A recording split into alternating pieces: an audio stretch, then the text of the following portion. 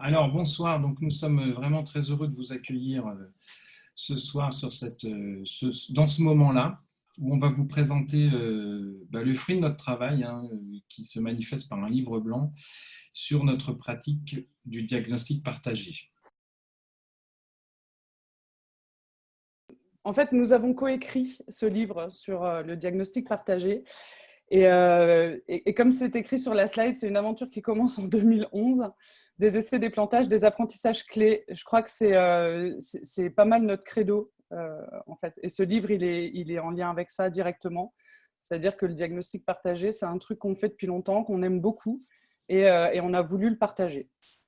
Ok, alors cette photo, en fait, ce sont des photos qu'on a de nos interventions, et c'est pour manifester une chose, c'est qu'en fait, cette pratique, donc, comme ça a été dit, depuis 10 ans, qu'on fait ces diagnostics partagés, et à un moment, on s'est posé, on a relu cette pratique, et on a écrit ce livre. Mais ce qui préside à la production de ce livre, c'est qu'on a été rencontrer nos clients chez qui on était intervenu pour leur demander, les interviewer, leur dire bon, qu'est-ce que vous en avez pensé, qu'est-ce que ça vous a apporté à long terme, qu'est-ce qui dans cette pratique est vraiment utile, qu'est-ce qui est un peu kitsch, etc.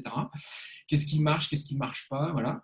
Est-ce que vous nous recommanderiez ou pas? Enfin, on a récolté ce genre d'informations et c'est à partir de ces infos que l'on a écrit ce livre blanc. Alors, le livre blanc, le voilà.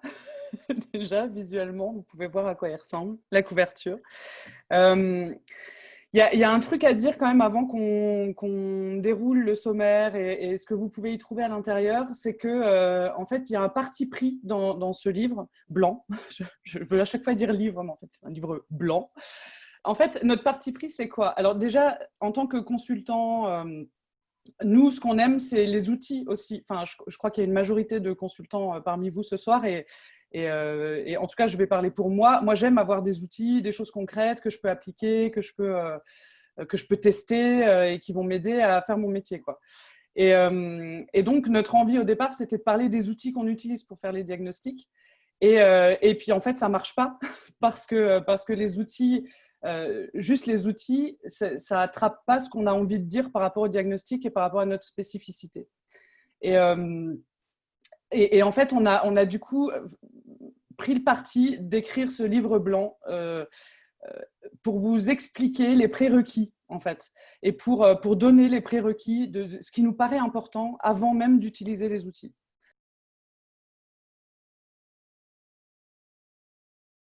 Alors là, vous avez le sommaire. Donc, on vous montre tout de suite le sommaire du livre blanc. Donc l'intro, en fait, on vous explique juste pourquoi ce livre blanc, pourquoi on a décidé de l'écrire, et Fred a parlé des interviews. C'est vraiment ça qui nous a qui nous a permis de mettre les choses au clair, en fait, et de comprendre un peu plus ce qu'on fait, parce qu'on ne sait pas exactement ce qui fait que ça marche. On sait que ça marche, mais on ne sait pas exactement pourquoi. On cherche un peu. Et c'est les interviews de nos clients qui nous ont permis de formaliser tout ça dans ce livre blanc. Ensuite, il y a une partie qui est pourquoi entreprendre un diagnostic partagé.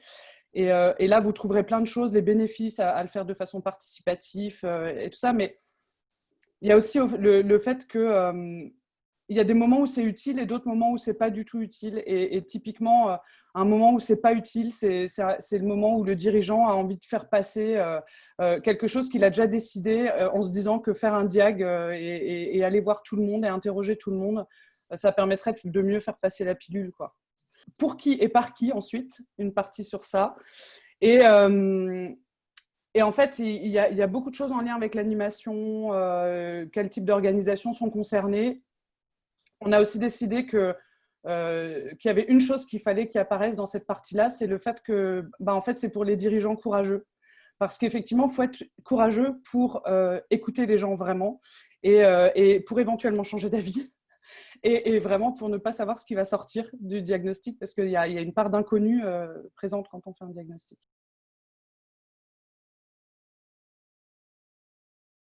Quand on s'est dit qu'est-ce qu'on va présenter ce soir, parce que présenter un livre blanc, c'est pas facile, on ne va pas vous dérouler le contenu dans le détail.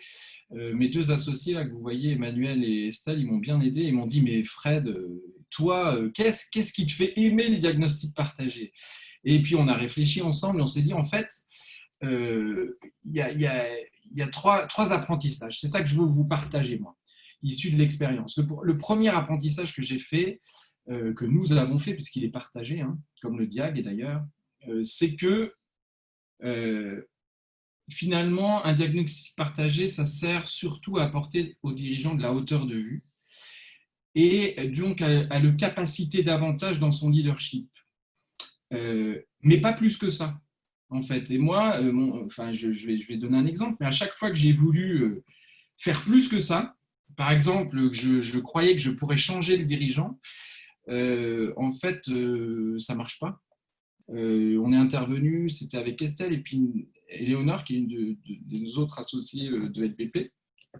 On est intervenu dans une start-up, enfin, une boîte qui est dans l'IT, et en fait, donc voilà, ils avaient une demande qui était, en gros, on a des départs, on a des turnovers, comme c'est souvent le cas dans les SS2I, et on veut interviewer les gens qui sont partis pour qu'ils nous disent pourquoi ils sont partis et qu'est-ce qu'ils ont quand même apprécié chez nous, etc. C'était quand même un beau projet. Et donc, on a mis en place un diag, quanti, quali, enfin, on a calibré ça correctement. Et puis, on a commencé à interroger les gens, animer des groupes en live, une partie aussi à distance. Et puis, on a fait un débrief. OK, jusque-là, tout allait bien. Et dans le débrief, ça a amené à des conclusions, des sujets dont il fallait qu'ils s'emparent. Et effectivement, ils se sont emparés de ces sujets. Il y a une vraie dynamique dans l'entreprise. Mais il y avait un sujet sur la gouvernance, lié au management. Et moi, j'ai voulu rajouter mon grain de sel en challengeant le dirigeant, en fait. Et ça a fait plouf. En fait, le PDG, il n'y avait pas de demande, en fait. Et c'est moi qui avais rajouté un truc. Et alors on peut dire erreur de débutant, tu n'avais pas de mandat, tu as outrepassé ton mandat. Ouais, on pourrait dire ça, mais il y avait quand même des éléments qui permettaient de le challenger. Ce n'était pas juste comme ça mon envie. Ah ouais, mais en fait, non. Et il n'a pas pris, en fait, ça. Par contre, la démarche, elle a conduit à ce qu'il voulait. Ce qu'il voulait, c'était qu'il y ait une dynamique qui se lance. Le diagnostic partagé, il est vraiment utile quand il y a des conditions, quoi. Quand le dirigeant, Manu, tu peux avancer si tu veux, quand le dirigeant hésite sur la conduite à tenir, parce que s'il n'hésite pas, il n'y a pas besoin d'augmenter sa capacité de leadership, sa vision, sa hauteur de vue. Quand il y a une forte charge émotionnelle qui bloque la coopération dans les équipes et dont on n'arrive pas à se dépatouiller, et puis, ou alors quand il a des alertes, ça c'est des cas concrets qu'on a eus, soit par les instances représentatives, soit par des services, voilà, toutes sortes d'alertes. Après, le deuxième apprentissage, dans ce que moi j'aime vraiment, et c'est un collectif qui accompagne un collectif. On ne peut pas faire tout seul, en fait, le dialogue partagé, ça ne marche pas. À chaque fois que j'ai voulu faire seul, je me suis planté, mais vraiment. Et en fait, derrière, le fait d'être un collectif qui accompagne, ça oblige à se coordonner. Ça oblige aussi, ça c'est hyper important, à ce que l'équipe soit un lieu supervisant. C'est-à-dire un lieu où on peut se décontaminer du virus du système, même si le mot virus en ce moment est un peu trop connoté négativement, mais il y a quand même ça, quoi. Quand on est au contact, seul, il y a un risque vraiment à emboîter le pas et à se faire accepter, quoi, à se faire inclure, et puis hop, on prend le pli de l'organisation, et puis on veut du business, et puis tout ça, et en fait, on ne va pas vraiment aider. Le diag va être pourri, quoi. Et donc, ça veut dire que le diag partagé, ça requiert quoi? Comme ça requiert d'avoir une vision, de générer une vision du système, systémique, je veux bien que tu avances, Manu, pour avoir cette vision, il ne faut pas être contaminé. Deux, on cherche vraiment à minimiser le conformisme naturel. Les gens, quand on les interroge en groupe, ils disent toujours un petit peu comme celui qui vient de parler avant, vous connaissez tous les expériences de H. Et le dernier point, on vise à formuler une explication qui soit fédératrice et que les gens se reconnaissent dans le diag. C'est leur diag, ce n'est pas notre diag de consultant. Ce n'est pas nous qui posons un diag. Ce n'est pas nous qui regardons le système. Nous sommes au service de faire en sorte d'aider les gens à formuler leur propre diag et à s'y reconnaître. Et ça, même s'il est faux, le diag, ce n'est pas grave s'ils s'y reconnaissent. En fait.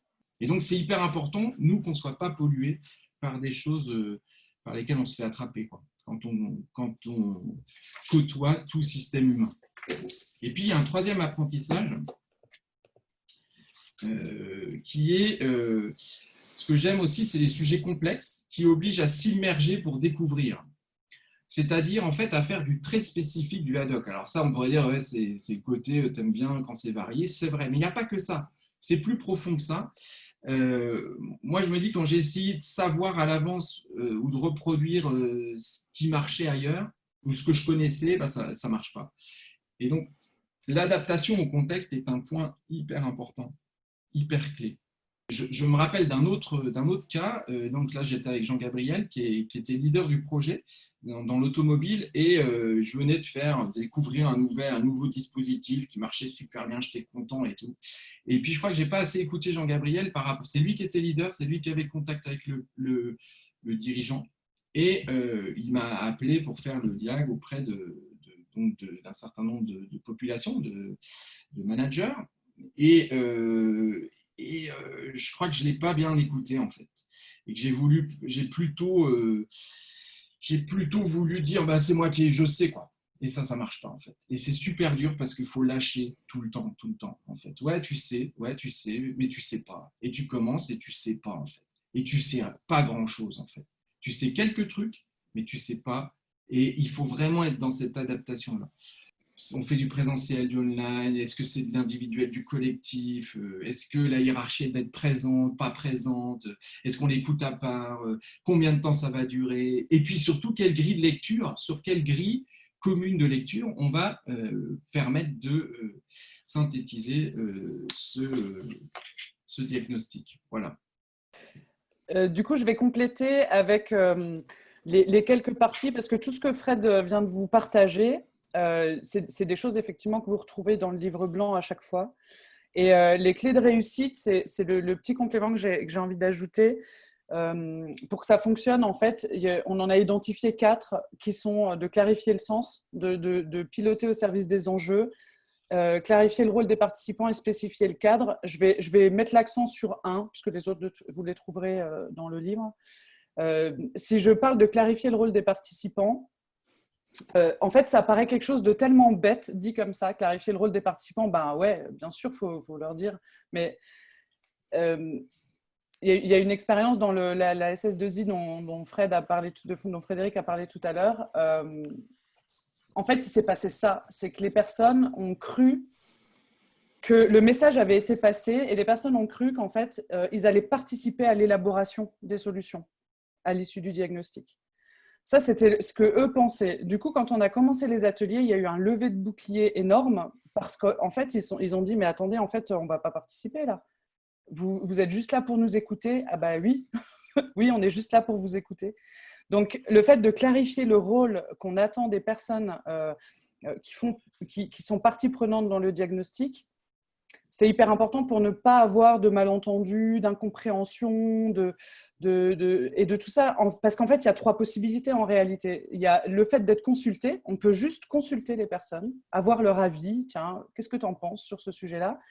On peut effectivement les faire participer à l'élaboration des solutions, et après, il y a un 3e niveau qui est, en fait, ils peuvent décider.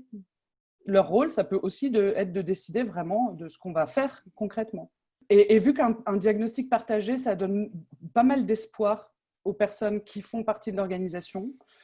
Ça donne même énormément d'espoir parce que souvent, c'est « Ah, bah ça y est, on nous écoute, on nous demande notre avis. » Donc, du coup, si le rôle derrière n'est pas clair de ce à quoi ils vont participer réellement, ça fait un espoir déçu et ça casse le truc, alors que si ça avait été clarifié dès le début, ça n'aurait pas eu cet effet-là, quoi. Et la dernière partie qui est dans la partie résultats du livre blanc, c'est le type de résultats que nous, on a observé.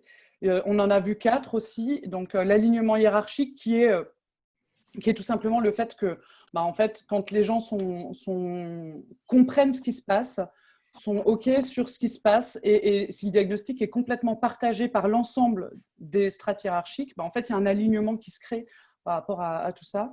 Ensuite, il y a la question de la pression émotionnelle qui descend. Alors, ça descend parce que les gens s'expriment, donc ils peuvent s'exprimer, donc sortir la pression, mais aussi tout simplement parce que les problèmes sont réglés, en fait, à l'issue du diagnostic. La troisième chose, c'est les décisions facilitées, j'y reviendrai tout à l'heure, et la dynamique collective qui se met en branle. Hein, quand je disais tout à l'heure que ça donne beaucoup d'espoir aux gens, c'est ça, c'est qu'ils se sentent écoutés, et donc il y a une espèce de dynamique qui avance déjà même à la partie d'écoute. Et ensuite, quand le diagnostic est partagé par tout le monde et OK pour tout le monde, ça crée vraiment une envie.